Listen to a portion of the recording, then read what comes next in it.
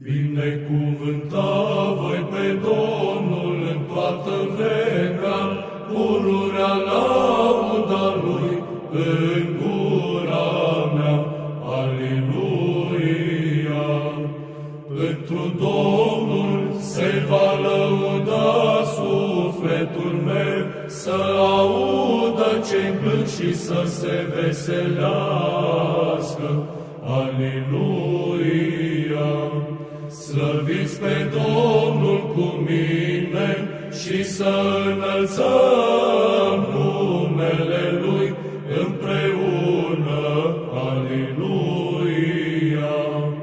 Căutat am pe Domnul și m-a auzit și din toate necazurile mele m-a izbăvit. Aleluia!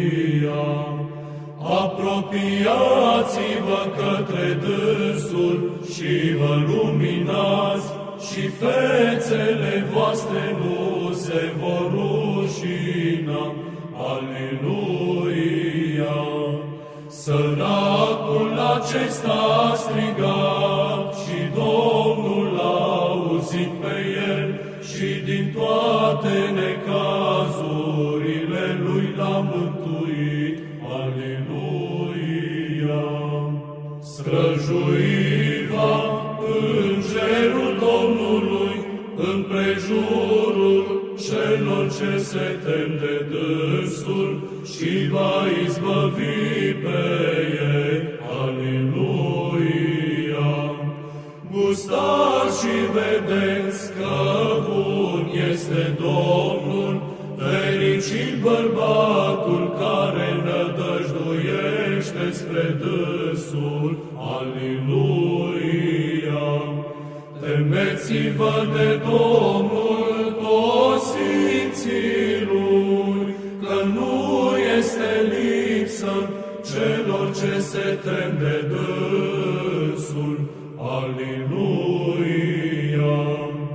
Bogații au sărăcit și au flămânzit, iar cei ce-L caută pe Domnul nu se vor lipsi de tot binele.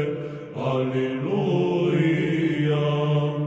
Veniți, fiilor, ascultați-mă, frica Domnului voi învăța pe voi. Aleluia!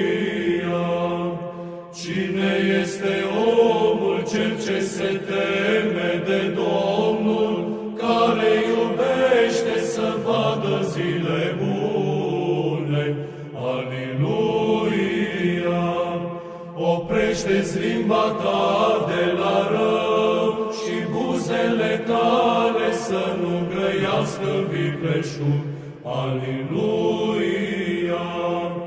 Ferește-te de rău și fă bine, caută pacea și o urmează pe ea. Aleluia!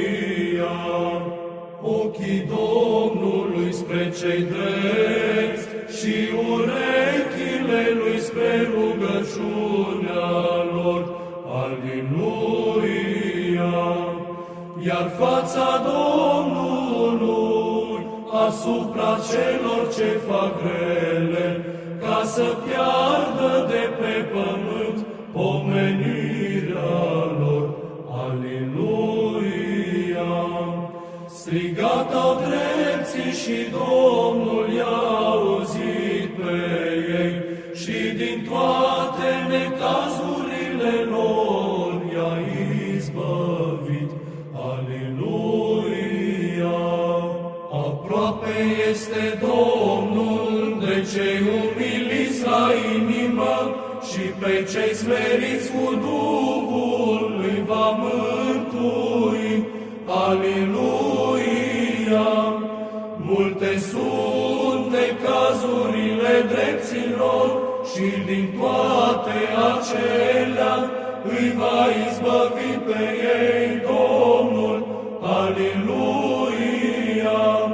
Păzește Domnul toate oasele lor, niciunul se va zdrobi. Aleluia! Moartea păcătoșilor este cumplită și cei ce urăsc pe cel drept vor greși. Aleluia!